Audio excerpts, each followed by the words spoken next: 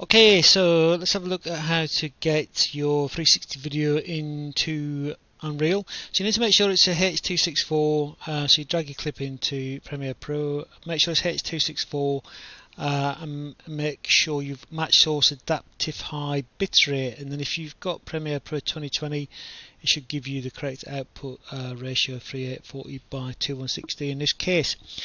So that's, I think that's 4K. So the only way I could get that working is by making sure I selected high bitrate. So let's just make a movies folder, because nothing will export out of Unreal unless you have everything in your movies folder, which is important when you're making an independent build. So I brought in my video. So what I'm going to do next is I'm going to media. So it's not the media player I want just yet. It is in fact the, if I can find media again, if I can make my eyes work, it's file media source. So make sure you keep your name and convention nice and clear here, otherwise it will be chaos. So you want to find the location, make sure that it's in your movies directory, otherwise it won't build. Which I've just actually taken that from an external. Yes, I'll need to move that back in later on, which I think I do. But you want to make sure that it's within the content folder, in the movies folder, in the content folder. Anything that you're using video wise, make sure it's in the movies folder, in the content folder. Okay, so I'm making a media player. So it's not letting me do that. So that automatically makes your little video. I'm just going to move that into the content folder as I've just been discussing, because we need that to make sure that it's in the correct content folder. Yeah, that's all fine, and I want to just update the update the path. Make sure that is the correct path. Okay, yep, save that. It's all good.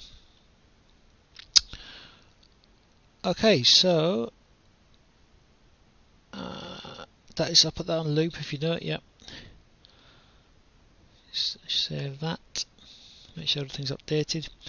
So I think if you double click on it, it should play it, but it doesn't seem to work for me, with perhaps because it's a super large file. But it does work in the when you build it, so that's the main thing. Okay, so I've just made a third-person example map, just so I can check it. My texture is working, so I don't have to keep building it to the headset.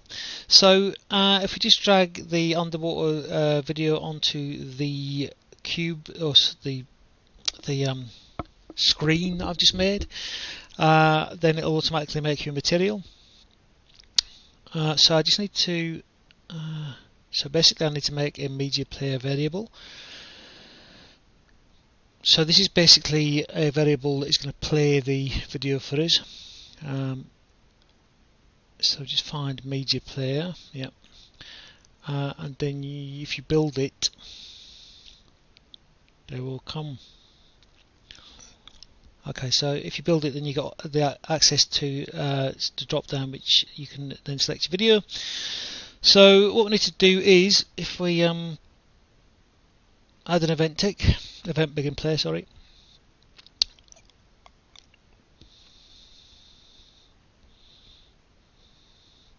So I've just dragged in the media player, so it's getting the media player.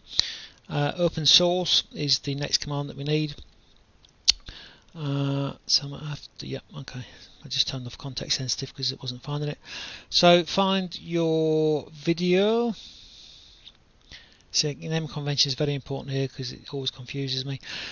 So your target is the media player, and then we need to, I think that I should probably need to put a play in as well. But okay, so yep, that runs it. So it's opening the media source. So what I've done here is I've just basically opened up a first person I've just added a first person template so we can just check it again without having to run it in the headset. So I'm just making a sphere, and then I'm just applying the underwater texture. So one of the first things that will happen here is kick me straight out of the sphere, and that's because we've got the collision left on the sphere. So I need to, if I can just find the it's not the material. I actually do need to fiddle with the material, but it's the static mesh. Let's have a look at the static mesh. So if we open up the static mesh, we can then go up to collision and remove the collision. So that means we can sit inside the sphere without being kicked out of it. So as you can see, when we're inside the sphere, it's not double-sided. So if we open up the material, we can go to two-sided. And I think the other thing that we need to do is just wait until it compiles.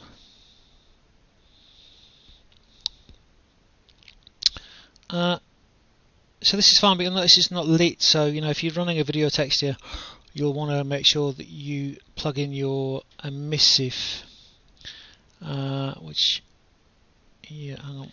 Okay, so we're now actually in the. I've actually gone over to the headset scene. So what I've done is I've just used the motion controller template, and okay, so I'm just over in the motion controller template now. So I've just dropped the motion controller into the scene. So we just want to make sure you've got pre-cached file. Actually, this is something that I've learned from another tutorial from a nice gentleman. Make sure that that's preloading the file. And something else we want to have a quick look at is the it's not loaded it into memory yet, so it's showing black, but it does work. So we want to have a look at the level blueprint. So